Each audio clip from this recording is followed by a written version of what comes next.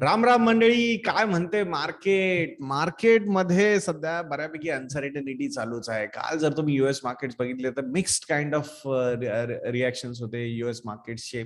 Nasdaq जवळपास 2-2.5% खाली गेला होता. डाऊ जोन्स थोडासा वर होता. So overall markets are in a confuse state. So he confuse state अशीच चालू राहील फॉर सम टाइम असं वाटतंय. मागचे 2 वर्ष ज्या पद्धतीचे रिटर्न्स आपण पाहिलेले आहेत, फिनॉमिनल रिटर्न्स होते आणि त्यामुळे हे वर्ष कन्सॉलिडेशनचं राहावं असं वाटतंय. ब्रेंट क्रूड $111 पर बॅरेलवर आहे.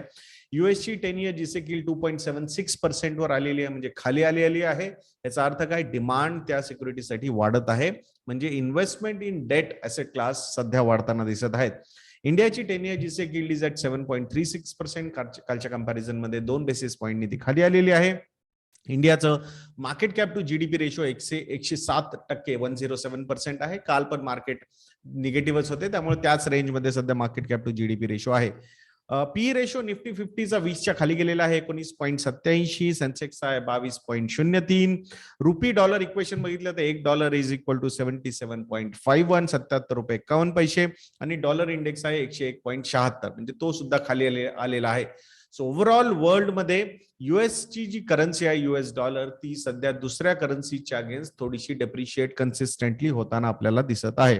आता बोलूया थोडंसं वर्ल्ड इकॉनॉमी बद्दल, ज्याच्यामध्ये सध्या तुम्ही बघितलं असेल क्वाड लीडर्स. क्वाड ही जी समिट आहे, म्हणजे ज्याच्यामध्ये ऑस्ट्रेलिया, जापान, इंडिया आणि युएस या 4 कंट्रीज आहेत. मेजरली हे कशासाठी फॉर्म झाले, चायनाचं जे डॉमिनन्स वाढत आहे या एरियामध्ये, सो त्या डॉमिनन्सला कुठे ना कुठे चेक करण्यासाठी हे 4 देश एकत्र आलेले आहेत. आणि हे 4 देश मिळून जवळपास $50 बिलियन इन्व्हेस्ट करणार आहेत किंवा असिस्ट करणार आहेत फॉर इंडो पॅसिफिक रिजनच्या डेव्हलपमेंटसाठी. आणि ज्या कुठल्या प्रोजेक्ट्समध्ये ते इन्व्हेस्टमेंट्स करतील ते सस्टेनेबल प्रोजेक्ट्स असायला पाहिजेत. सो दॅट त्याचा कॅस्केडिंग इम्पॅक्ट जो आहे, इकोसिस्टीम जो आहे, तो बऱ्यापैकी चांगली डेव्हलपमेंट क्रिएट करू शकेल.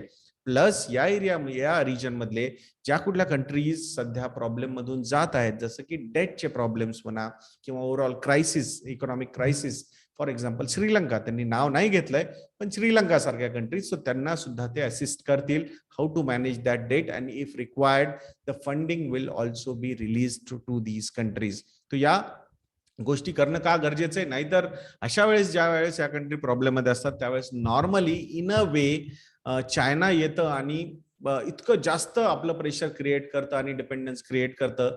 सो लिटरली त्या कंट्रीला सरेंडरच करावं लागतं चायनाच्या समोर for any economic activity or any economic assistance. So तो प्रेझेन्स अजून जास्त वाढू नये चायनाचा, म्हणून ही क्वाड कमिटी जी आहे किंवा ही जे असोसिएशन आहे, इट इज वर्किंग. आता इंडियाच्या एक्सपोर्ट्स बद्दल थोडंसं बोलूयात. मे महिन्यामध्ये पहिल्या 21 दिवसांमध्ये इंडियाचे जे एक्सपोर्ट्स आहेत ते 21% वाढलेले आहेत आणि व्हॅल्यू आहे $23.7 बिलियन. सो एवढे ते एक्सपोर्ट्स वाढलेले आहेत. सो कुठले सेक्टर्स आहेत, पेट्रोलियम प्रोडक्ट्स, इंजिनिअरिंग आणि इलेक्ट्रॉनिक गुड्स हे मेजर कॉन्ट्रीब्युटर आहेत या एक्सपोर्ट ग्रोथसाठी. आता थोडंसं इम्पोर्ट एक्सपोर्ट वरच्या ड्युटीज वाढवणं आणि कमी करणं याच्याबद्दल बोलूयात. सो क्रूड, सोयाबीन आणि सनफ्लॉवर ऑइल 20 लाख टन पर इयरचे इम्पोर्ट जे असतील त्याच्यावर कम्प्लिटली ड्युटी फ्री असतील असं गव्हर्नमेंटने डिक्लेअर केलेलं आहे. कशामुळे, कारण क्रूड सोयाबीन असो किंवा सनफ्लॉवर ऑइल असो, यांच्या प्राइसेस वर जात आहेत आणि हे ज्या प्राइसेस वर जात आहेत हे इन्फ्लेशनसाठी चांगलं नाहीये. So to cool off those prices आणि इन्फ्लेशन कमी करण्यासाठी त्यांनी इम्पोर्ट ड्युटी फ्री करून टाकलेला आहे या प्रॉडक्टचा, ऍटलिस्ट या वर्षासाठी तरी दिसते. बघूयात, बाकी सिच्युएशन चेंज झाली तर कळेल. So 20 lakh ton per year एवढं त्यांनी ड्युटी फ्री केलेलं आहे सध्या. आता शुगर सेक्टर बद्दल बोलूयात. शुगर सेक्टरवर एक्सपोर्टसाठी कॅप आणलेला आहे, पण कॅप किती आहे, 10 मिलियन टनच्या वर तुम्ही एक्सपोर्ट नाही करू शकणार. आता ही निगेटिव्ह आहे का पॉझिटिव्ह गोष्ट आहे, सो याला थोडं कंपॅरेटिव्ह अनालिसिस करावं लागेल. कशामुळे, कारण मागच्या वर्षी, दॅट इज फायनान्शियल इयर 22, जे 31 मार्चला संपलं, त्या वर्षभरामध्ये टोटल शुगरचे एक्सपोर्ट जे होते ते 10 मिलियन टन होते. म्हणजे मागच्या वर्षी एवढे शुगरचे एक्सपोर्ट तुम्हाला करता येतील, त्याच्या वर करायला अलाउ नाही केलेले गव्हर्नमेंटनी. कशामुळे, कारण इंडियामध्ये शुगरच्या सुद्धा प्राइसेस वाढतात आणि शुगर हा एक फार मोठा इन्ग्रेडियंट आहे की ज्याच्यामुळे त्याचा कॅस्केडिंग इम्पॅक्ट दुसऱ्या प्रॉडक्ट्सवर पण होतो. आणि म्हणूनच इथे त्यांनी 10 मिलियन टनच्या वर त्यांनी एक्सपोर्ट करायला बॅन केलं किंवा कॅप केलेलं आहे. So to control the inflation, prices control करण्यासाठी, प्लस इथेनॉलवर पण बऱ्यापैकी फोकस आहे गव्हर्नमेंटचा. सो तिथे सुद्धा या गोष्टी म्हणजे जो एक ऊसाचं प्रोडक्शन आहे, सो त्या अँगलनी सुद्धा ते जायला पाहिजे, हे सुद्धा गव्हर्नमेंटचं एक डायरेक्शन आहे. सो ऑटोमॅटिकली जर एक्सपोर्ट्स कॅप टाकले, सो ते जे ऊसाचं जे सगळ्यात जास्त यूज होतो तो शुगर इंडस्ट्रीसाठी होतो, तो तिथे इथेनॉल प्रोडक्शनसाठी सुद्धा यूज होता येईल. सो म्हणून सुद्धा या गोष्टी इम्पॉर्टंट आहेत असं वाटतंय.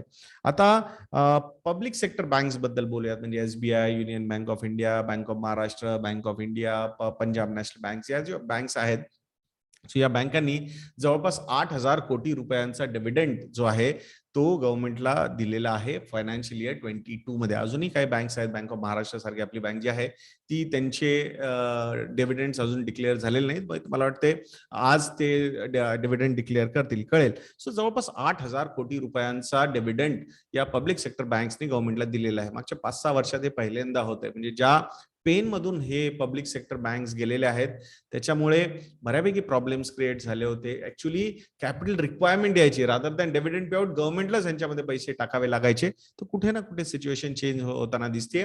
आणि मेजर जे कॉन्ट्रीब्युटर्स आहेत ते स्टेट बँक ऑफ इंडिया आहे. जवळपास 3,600 कोटी रुपये काहीतरी डिव्हिडंड SBIने गव्हर्नमेंट ऑफ इंडियाला दिलेला आहे. झोमॅटो बद्दल बोलूया. झोमॅटोनी असं म्हणलेलं आहे की अजून पुढे त्यांना पैसा रेज करण्याची गरज पडणार नाही, ते प्रॉफिटेबल बनून जातील. जवळपास $1.6 बिलियन, म्हणजे किती झाले, $1 billion is equal to 7,500 crore rupees. तर जवळजवळ 12,000 कोटी रुपये, 11 ते 12,000 कोटी रुपये त्यांच्याकडे अजूनही लिक्विडिटी आहे. आणि ही लिक्विडिटी ते यूज करतील अँड बाय दॅट टाइम ही लिक्विडिटी संपेल तर कंपनी विल बी प्रॉफिटेबल, असं कंपनीच्या मॅनेजमेंटचं म्हणणं आहे. सो कॉम्पिटिशन जी आहे कुठे ना कुठे जो अग्रेसिव्हनेस होता नवीन प्लेयर्स येऊन मार्केट डिस्टर्ब करण्याचा, तो बऱ्यापैकी कमी झालेला आहे असं कंपनीचं म्हणणं आहे. आणि नाव they will start focusing on the profit also. RBIच्या रिटेल डायरेक्ट प्लॅन बद्दल बोलूयात. म्हणजे गव्हर्नमेंट सिक्युरिटीज मध्ये तुम्ही ऍज अ रिटेल इन्व्हेस्टर जाऊन डायरेक्टली इन्व्हेस्ट करू शकतात. तर ह्याला जो रेस्पॉन्स आहे तो खूप जास्त चांगला आलेला नाहीये. जवळपास 96 कोटी रुपये रिटेल इन्व्हेस्टर्सनी गव्हर्नमेंट सिक्युरिटीज मध्ये डायरेक्टली RBIच्या डायरेक्ट प्लॅन मध्ये इन्व्हेस्ट केलेले आहेत. एक्सपेक्टेशन खूप जास्त होती, पण अजून एवढ्या इन्व्हेस्टमेंट झालेल्या नाहीत. कशामुळे, मला वाटते अवेअरनेस जो आहे या गोष्टीचा खूप कमी आहे. खूप कमी लोकांना ह्याच्याबद्दल माहिती आहे. या यील्ड्स ज्या आहेत गव्हर्नमेंट सिक्युरिटीच्या त्याच्या वेळेस 7.5, 7.8% पर्यंत जातील. So at that point of time मी तुमच्यासाठी एक व्हिडिओ बनवेल की या इन्व्हेस्टमेंट्स कशा अट्रॅक्टिव्ह असू शकतात आणि कसं इन्व्हेस्ट त्याच्यामध्ये करायचं आहे ते. ग्रासिम इंडस्ट्रीज बद्दल बोलूयात. ग्रासिम इंडस्ट्रीजनी पेंट सेक्टरमध्ये एंट्री घेतलेली आहे, सगळ्यांना माहिती आहे. 5,000 कोटी रुपयांचा कॅपिटल एक्सपेंडिचरचा प्लॅन सुद्धा त्यांनी केलेला होता. आता तो प्लॅन त्यांनी 10,000 कोटी रुपयांपर्यंत नेलेला आहे. इंटरेस्टिंग सेक्टर आहे, एस्पिरेशनल सेक्टर आहे, ग्रोईंग सेक्टर आहे. पण ह्याच्यामध्ये एक फार मोठा डॉमिनंट प्लेअर आहे एशियन पेंट्स, ज्याचं डिस्ट्रीब्युशन नेटवर्क म्हणा किंवा सप्लाय चेनच्या ज्या अरेंजमेंट्स आहेत त्या फार जबरदस्त आहेत. सो त्याला इथून हलवणं is going to be very difficult.